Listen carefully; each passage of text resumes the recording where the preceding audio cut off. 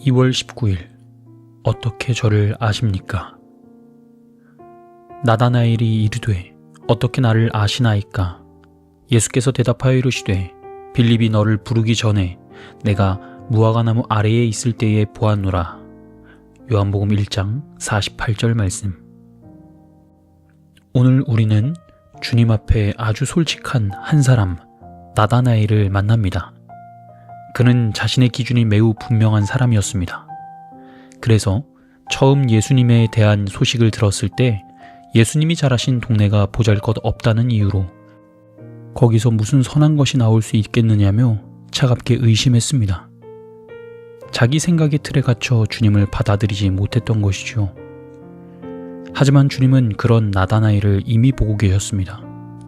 겉으로 드러난 까칠한 비판이 아니라 무화과나무 아래라는 자신만의 은밀한 장소에서 홀로 쏟아내던 그의 고민과 한숨, 그리고 하나님을 향한 갈망까지 모두 꿰뚫어 보고 계셨습니다. 어떻게 저를 아십니까? 주님을 만난 나다나엘의 이 질문은 단순한 놀람이 아닙니다. 아무도 모를 줄 알았던 자신의 가장 깊은 속마음이 읽혔다는 전율입니다. 사람은 겉으로 보이는 조건과 상황을 보지만 주님은 우리가 소리 없이 흘린 눈물과 그리움을 보십니다. 그분의 따뜻한 시선이 닿을 때 굳어있던 우리의 기준은 풀리고 오래 숨겨둔 마음의 문은 조용히 열리게 됩니다. 누구에게나 남들에게 말하지 못한 채 홀로 아픔을 토해내는 무화과나무 아래의 시간이 있습니다. 누군가에게는 실패의 자리일 수도 있고 누군가에게는 깊은 외로움의 자리일 수도 있습니다.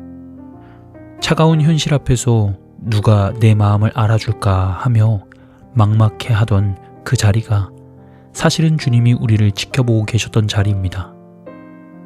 아무도 모를 줄 알았던 그 깊은 어둠 속에서 하나님은 우리의 눈물을 이미 보고 계셨습니다. 여러분, 우리의 실패와 좌절의 자리는 버려진 곳이 아닙니다. 오히려 그 그늘은 주님이 우리를 새롭게 부르시는 은혜의 시작점입니다. 사순절은 그렇게 도망치는 계절이 아니라 주님께로 다시 돌아가는 귀한의 계절입니다. 각자 자신의 무화과나무 아래로 돌아가 차마 말하지 못한 사연을 주님께 아뢰어드리기를 소망합니다. 그 자리에서 이미 우리를 보고 계신 주님께서 말씀하십니다. 내가 너를 보았다. 이 사순절, 여러분의 그늘진 자리가 하늘문이 열리는 축복의 자리가 되기를 간절히 소망합니다. 주님, 나다나엘의 가장 깊은 속마음을 이미 알고 계셨던 것처럼 오늘도 저의 모든 형편과 중심을 살피시는 주님 앞에 나아옵니다. 사람들은 저의 겉모습과 조건만을 보지만 주님은 제가 말로 다 표현하지 못한 한숨과 갈망을 이미 보고 계심을 고백합니다. 어떻게 나를 아십니까? 그렇게 물었던 나다나엘의 고백이 오늘 저희의 고백이 되게 하여 주시옵소서. 주님, 제 삶의 가장 은밀한 무화과나무 아래에서 올려드린 그 기도를 기억해 주십시오. 아무도 모르는 곳에서 홀로 알았던 상처와 눈물을 주님은 단 한 번도 외면하지 않으셨음을 믿습니다.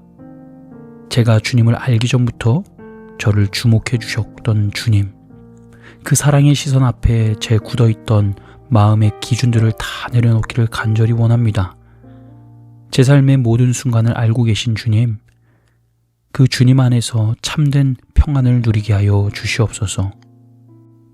때로는 저의 무화과나무 아래가 실패와 상실, 좌절의 자리처럼 느껴질 때가 있습니다.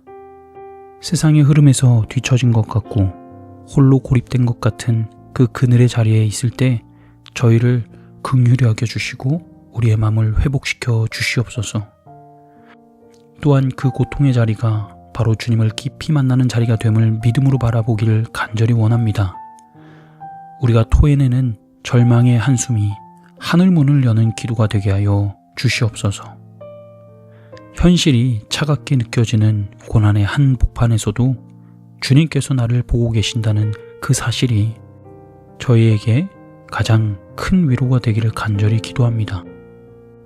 저의 연약함과 눈물이 주님의 손에 들려 새롭게 빚어지는 재료가 되게 하여 주시옵소서.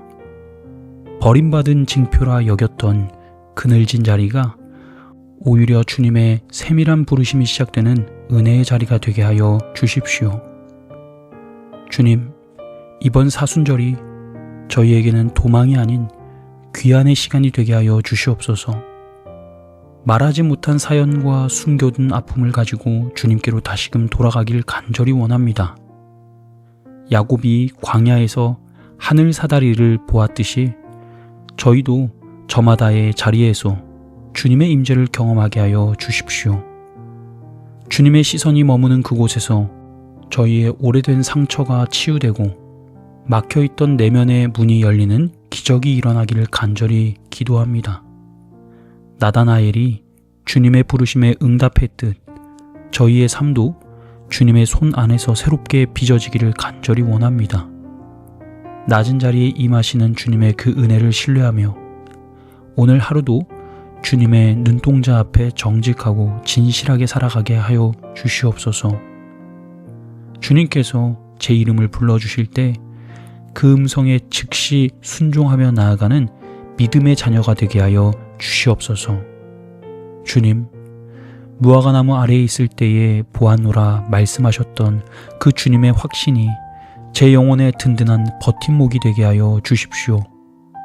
오늘 하루를 살아가는 동안에도 주님이 저와 함께 걷고 계심을 잊지 않기를 간절히 원합니다.